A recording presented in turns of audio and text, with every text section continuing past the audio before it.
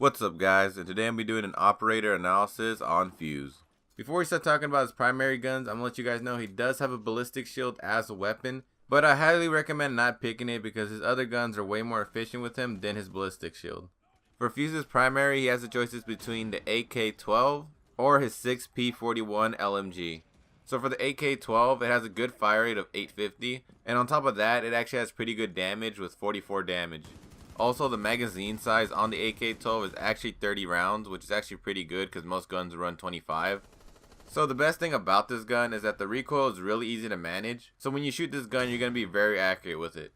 And for my sight, I usually pick a reflex sight or an ACOG scope. As for Fuze's 6P41, it's a bit stronger, but it has a lower fire rate. And on top of that, you're going to have major recoil to it. And really, the only reason people pick the LMG for Fuze is because it has a 100 round magazine. And don't get me wrong, this 100 round magazine could help you out in a lot of situations, especially when you got a pre-fire. Also, you're never going to have the issue of running out of ammo during a gunfight. And for Fuze's LMG, I usually put a ACOG scope on it or a reflex sight. When it comes to picking these two guns, I picked the AK-17, mainly because the LMG has way too much recoil and I'm very inaccurate with it because it bounces all over the place. And yeah, I know that 100 round magazine is really nice, but I'd rather get the AK-17 because it's way more accurate. Now for Fuze's secondary, you have the choice between the GSH-18 or the PMM. As usual, I always put a suppressor on my pistols, and also I pick the highest powered pistols, which is the PMM. Now for Fuze's gadgets, you have the choice between a stun grenade or a breach charge. And when it comes to picking these two, it really depends on your squad. If you guys have a lot of breach charges already, then pick stun grenades. What I like to do is make my enemies blinds with the stun grenade, and right after activate my cluster charge, that way I have a higher chance of getting kills. So now I'm going to be talking about Fuze's gadget, which is his cluster charges. Essentially what his cluster charge does, it launches 6 mini grenades from any breakable surface, and once the cluster charge is detonated, the mini grenades will start bouncing at any random distance. Each individual cluster charge does 2 meters worth of lethal damage, and at 4 meters it will damage you and most likely down you. This video is being recorded after patch 5.2 came out, so Fuze now has 3 cluster charge as before he had 2. The 2 counters to the cluster charge would have to be Mute's Jammers or Jaeger's ADS. And both counters aren't really effective with Fuze because one, the ADS can only stop 1 cluster charge before it wears out, and Mute's Jammers only really stop him from cluster charging a window or a door. And if the ceilings of the objective room is breakable, Fuze could just go on top and cluster charge the ceilings instead of the windows and door. And 2 last things to keep in mind when you're placing a cluster charge is that if you're placing it on a barricaded window or door, it's very dangerous because the enemy team can hear when you're placing your cluster charge. And if they catch you placing your cluster charge at a window or a door frame, most likely you're going to get a bullet to the face. So the best spots to place the cluster charge that are pretty safe is a ceiling or a castled window or door. And if you are a new player getting into Rainbow Six Siege, remember that your cluster charge will kill the hostage, so be cautious about that. So now I'm going to be talking about the best way to utilize Fuze. So Fuze's main role in the game is to get rid of any defender inside the objective room.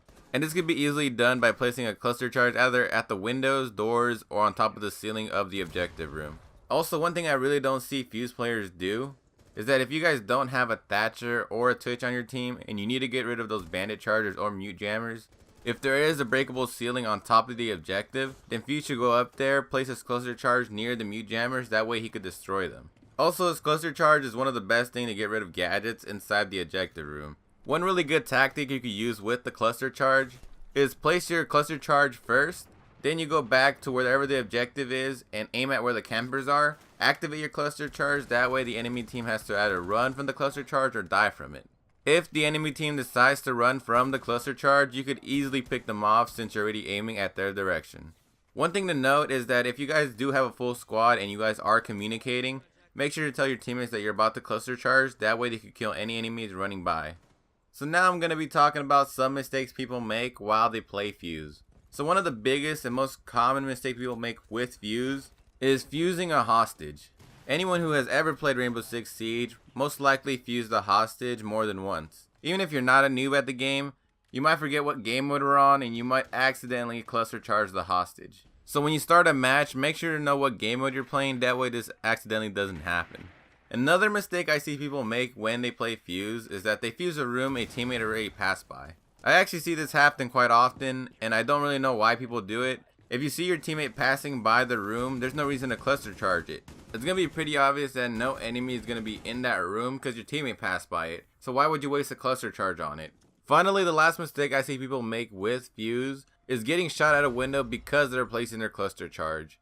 I've seen too many times where a Fuze repels to a window and tries to place his cluster charge, but the enemy hears it and they shoot him right in the face. Like I said in the beginning of the video, if you place your cluster charge, the enemy could easily hear it. So it's very important that you make sure no enemy is near the window. And there's really 3 ways you could do that. One is by breaking another window and causing a distraction.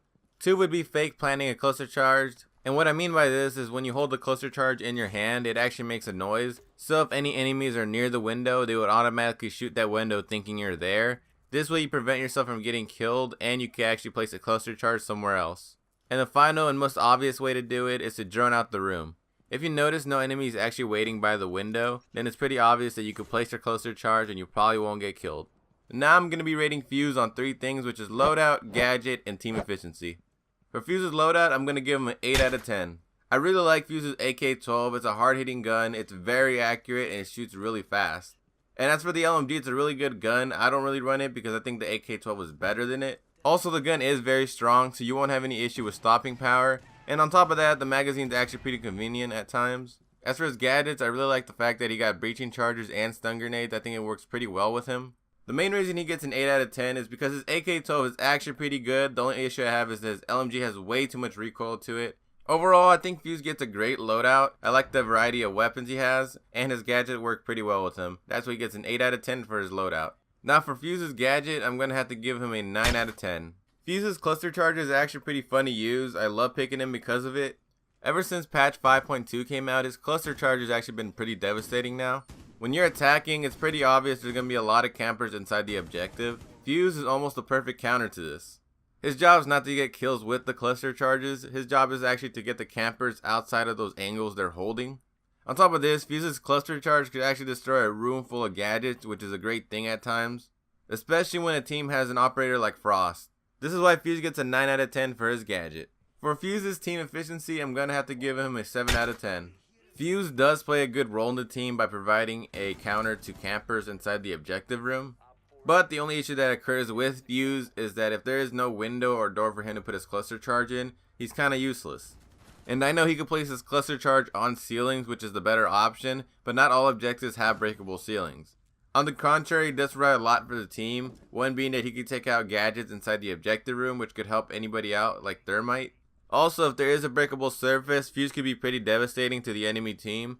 If it wasn't for the fact that Fuze couldn't use his cluster charge unless there's an unbreakable surface, he would probably get a better score, but that's why overall he gets a 7 out of 10 for his team efficiency. Adding all 3 scores up, Fuze gets an 8 out of 10 for his overall score.